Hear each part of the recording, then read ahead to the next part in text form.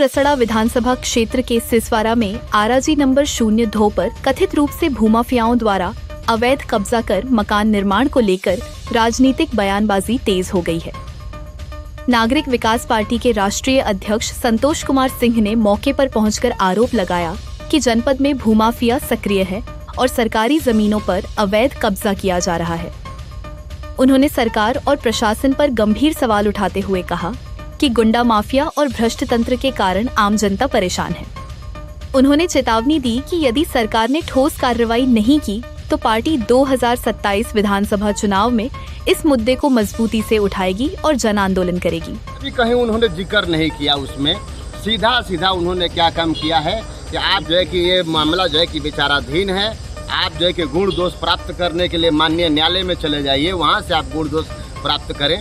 जबकि ऐसा नहीं होता है, कभी भी माननीय न्यायालय ने उनको रोका ही नहीं है कि कहीं क्राइम होता है और आप मत जाएं, उसको रोकथाम न करें। कहीं भी जो है कि किसी भी न्यायालय का कोई आदेश नहीं है कि क्राइम होता है तो उसको रेवेन्यू जो है कि जाकर के रोकथाम न करें। देखा जाए ऐसा है।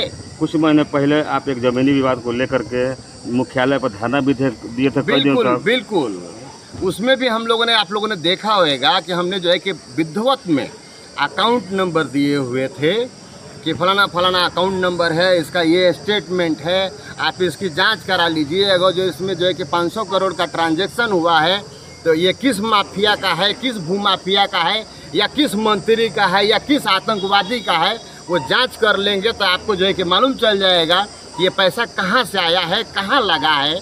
तो क्या होता है, उसमें अच्छे लोग पकड़े जाते।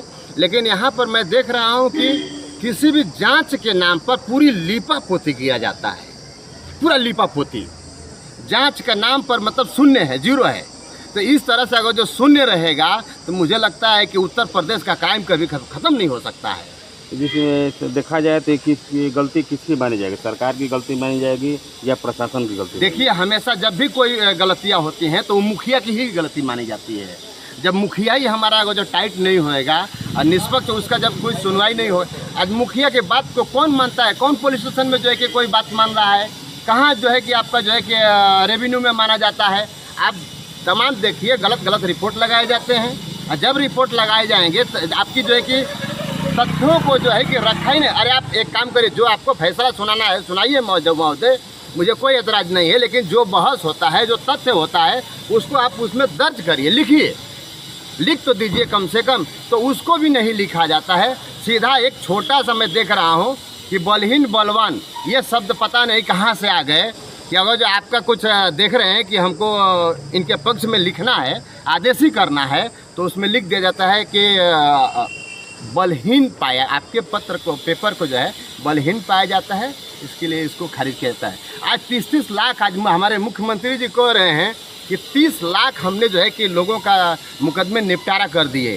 तो ऐसा ही निपटारा होता है कि आपका चपरासी जो है कि खारिज करता है, आपका लेखपाल खारिज करता है, 15-15 दिन बंद करके जो है कि ताला में बंद करके 15 दिन में आपने निपटारा कर दिया। तो उस तहसील को जो है कि आपने क्यों नहीं रेगुलर चलाया? आज हम लोग मांग करते हैं, अब हम लोग, हमारी पार्टी मांग करती है कि जिसको भी लॉ की जानकारी नहीं है उसको न्याय प्रणाली पर बैठने का अधिकार नहीं है। आज मान लीजिए कि कहीं भी न तहसीलदार साहब जो है कि उनको जो है कि लॉ की जानकारी है, न SDM साहब को है, न नायब साहब को है, न CRO साहब को है। तमाम जो है कि जितने ये रेवेन्यू का अधिकारी हैं उनको जो है कि लॉ की जानकारी नहीं है। लिहाजा उसको जो है कि माननीय उच्च न्यायालय मुख्य न्यायाधीश के आदेशानुसार जजों की नियुक्ति हो, या तो लॉ की जो है कि इनको पढ़ाई जाए, लॉ की जानकारी होना चाहिए। 2027 का विधानसभा चुनाव आने वाला है प्रदेश में, तो आपके पार्टी द्वारा क्या निर्णय लिया जाएगा? हम लोग जो है कि भय, भूख, भ्रष्टाचार और भ्रम से मुक्ति के लिए हमारी लड़ाई लड़ते रहेंगे हम लोग, क्योंकि सबका साथ सबका विश्वास ये तो है ही। सबका, वो बोलते हैं ना कि सबका सुरक्षा सबका व्यवस्था और सबकी फिक्र सच का भरोसा। हमारे पास वही है कि सबकी फिक्र है और सच का भरोसा पर हम लोग कार्य करेंगे। और लोगों को, जब लोगों को न्याय मिलने लगेगा तो ऑटोमेटिक लोग हमारे साथ जुड़ेंगे। तो क्या आपके पार्टी के द्वारा चुनाव मैदान में उतरेंगे? बिल्कुल, तो क्या प्रदेश में परिवर्तन होगा या फिर पहले की स्थिति रहेगी? देखिए, परिवर्तन के लिए हमारी पार्टी हमेशा प्रयत्नरत है। और यहाँ पर जितने भी लोग हैं, हम सभी लोगों से आग्रह करता हूँ कि आप लोग जो है कि कोई भी पार्टी हो, लेकिन राष्ट्रीय गैंग से बच करके आप लोग कार्य करिए। जो निष्पक्ष सही आदमी है, चाहे उसके पास पैसा है नहीं है, सही में आपके दिन रात में दौड़ा है, काम करना चाहता है, तो आप उसको जो है कि आप लोग वोट करिए। अपने वोट को जो है कि ख़राब मत करिए, क्योंकि 500 में अगर जो आप लोग बिक जाएंगे तो आपको न रोड मिलेगा, न स्वास्थ्य मिलेगा, किसी भी तरह का। आप लोग बिकने का कार्य मत करिए। कोई कितना भी लालच देता है, अपने वोट का अधिकार आप लोग अपने वोट के अधिकार के हिसाब से कार्य करिए। और आम जन से क्या कहना चाहेंगे?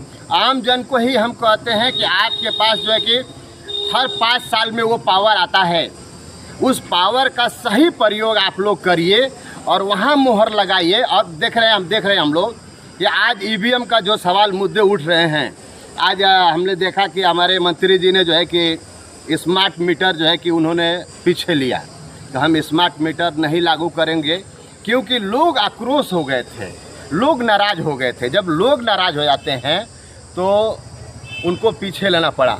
तो मैं बोलता हूं कि जब स्मार्ट मीटर में प्रॉब्लम हो, बंद किया जा सकता है, चालू किया जा सकता है मोबाइल के द्वारा, तो क्या ईवीएम को नहीं किया जा सकता है? क्या वो स्मार्ट नहीं है? क्या वो भी तो स्मार्ट है? तो हम लोग कहते हैं